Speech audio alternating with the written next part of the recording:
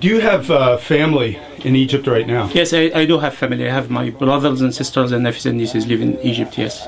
Are you concerned for their safety at this time? Yes, I am, because of the turmoil and the lack of security.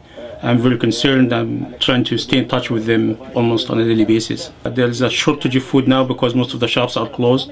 I'm worried for the safety of the country, for the streets, the buildings. There's some fires there going on, looting.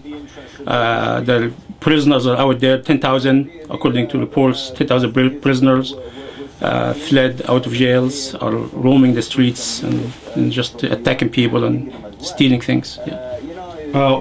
What do you think will happen at this point? I mean, obviously, from what I can gather, people will not give up. They have been living under this tyranny for 30 years, and they just have had enough of Mubarak and his family, and they just need some change. They deserve some change, and he's trying to quell the uprising, and he thinks he's going to succeed. This time he's not. He succeeded before, but this time he's not. So why do you think specifically these protests are happening? Is it because of him? For a few reasons. Number one, Mubarak has been trying for the last 5 years to bequeath the position that he's holding now to his son Gamal, and he has been trying hard. There has been some resistance to that from everyone, while they lie and say no, we're not going to bequeath him. But what's he going to do? He's going to have an election, fake election, and put him. And they say, well, people elected him like he himself has been elected and re-elected several times with rigged elections. Number two, people are getting poorer, and there is less than 1% of the Egyptian population, the wealthy businessmen who support him and his son, are making billions of dollars. They have their own jets, they have their own beach homes, and some people in Egypt just live on less than $5 a day for the entire family. So people just have had enough. The third reason is that there is lack of freedom and lack of the ability of the Egyptian people to express themselves and just to have a say in who can rule them, which has not been happening for the last 30 years.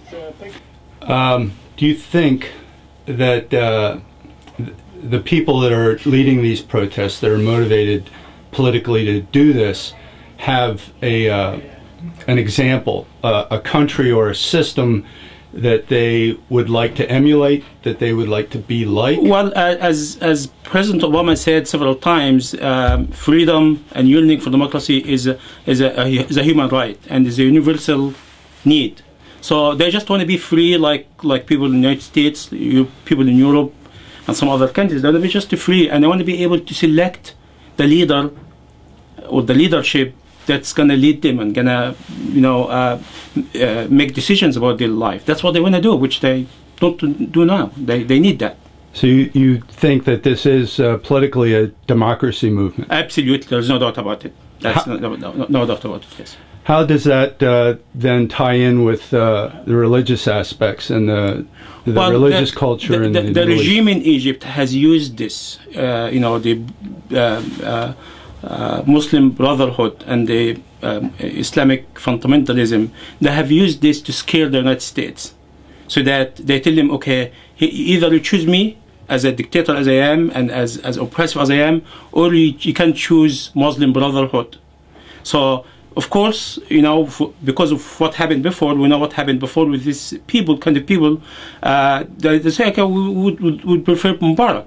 He's playing this game. However, I know for sure, and this beyond no doubt, that the Muslim Brotherhood in Egypt, if they have a free and fair election tomorrow, they will never get more than 21, 22, maximum 22% of the votes. So they will never have a majority in Egypt.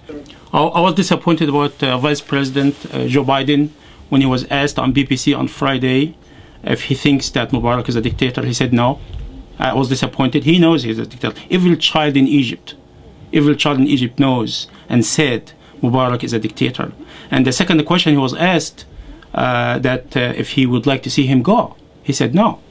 Now, here you go, you're supporting a dictator, and in the meantime, you're telling us every day, in your speeches and the State of the Union speech, that we support freedom and the values of the United States.